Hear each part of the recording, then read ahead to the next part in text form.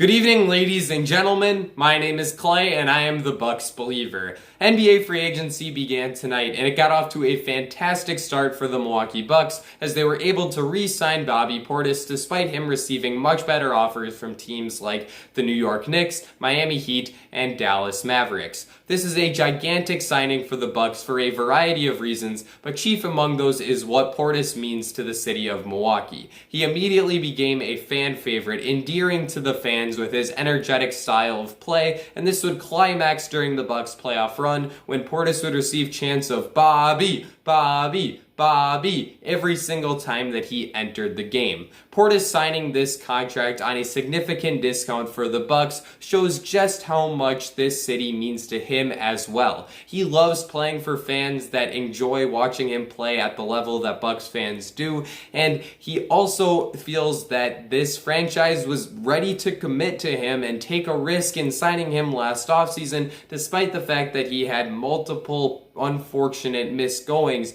throughout the first part of his NBA career. Portis absolutely earned this contract with the Bucks, and for a variety of reasons, I'm very excited to have him back in Milwaukee. Let's start by talking about what Portis brings to the court for the Bucks as a player. Last season, he averaged 11.4 points per game on a 59.8% true shooting percentage. Portis is a very high-level floor spacer and does an excellent job of knocking down wide-open catch-and-shoot jump shots from the corners whenever they're able to be manufactured for him by shot creators like Giannis Antetokounmpo and Chris Middleton. Portis is also a real threat out of the pick and pop, and that's an area that I'd like to see the Bucks utilize him in a little bit more frequently next season. Bobby can also punish mismatches inside as he does a great job of posting up smaller players, and he can also beat slower big men off the bounce off of face-up opportunities. In addition to his great scoring, Portis is also a very good rebounder as he corralled 7.1 rebounds per game for the Bucks last season.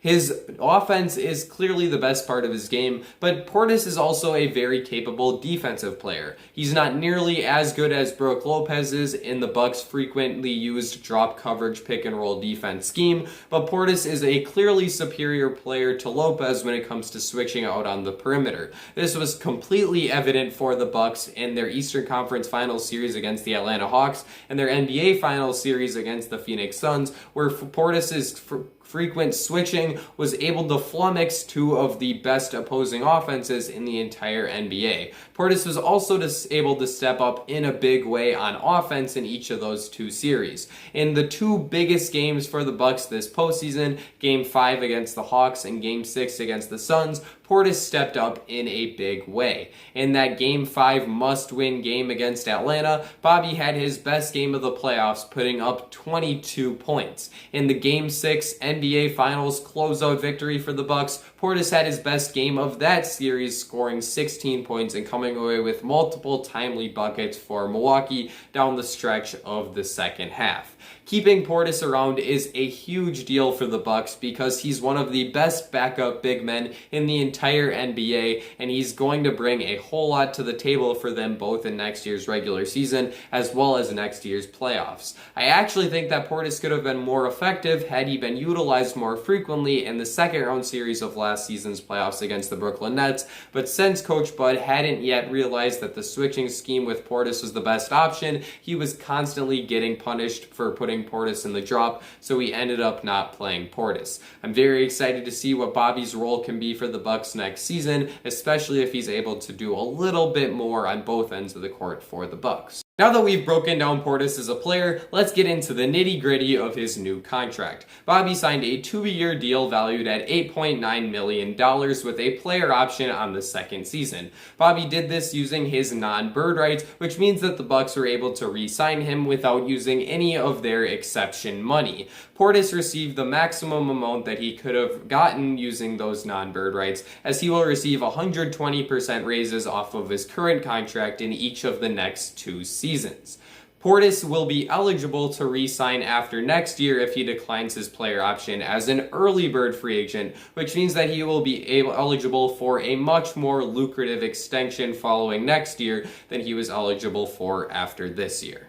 At this point, you are probably wondering what all of this bird rights gibberish means for the Bucks next season. To put it in as simple terms as possible, the fact that Portis did not re-sign with the Bucks using their taxpayer mid-level exception means that Milwaukee will be able to add another playoff rotation caliber player for next year using that exception money. This is a gigantic deal for Milwaukee heading into next year's season, as they were looking like they were going to be lacking a lot of depth heading into this offseason. Aside from their starting five of Drew Holiday, Dante DiVincenzo, Chris Middleton, Giannis Antetokounmpo, and Brook Lopez, it appeared that the Bucks would only have 3 rotation caliber players coming off of their bench in Pat Connaughton, whoever they signed with their taxpayer mid-level exception, and PJ Tucker. Now, since the news came out about Portis re-signing, it has eventually also been broken that PJ Tucker has signed with the Miami Heat, so that is a definite blow to the Bucks rotation, but they still have the chance to replace Tucker with that taxpayer mid-level exception, and I think that that should be their primary focus for the rest of the offseason.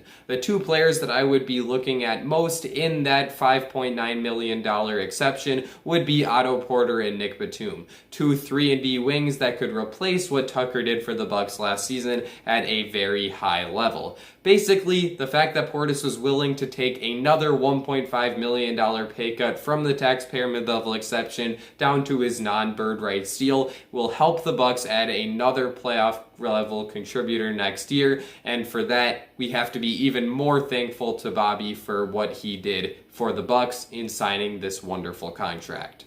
Well, I do think that it is important to consider all of these minor details. The most important thing about this signing for the Bucks is that they're going to be able to keep one of the 7 best players from last year's championship team around for another year, and he clearly wants to be on the team in this city, and there's nothing that's more special than that. Bobby Portis means everything to the city of Milwaukee at this point, and it's going to be fantastic to have him around for yet another year, with the potential for him to become a long-term piece of this Milwaukee Bucks core.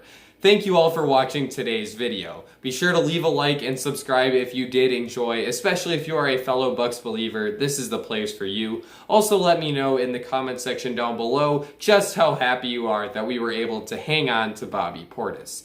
I think that I've covered everything that I wanted to cover, so that's going to be it for me. Ladies and gentlemen, I will see you all again very soon.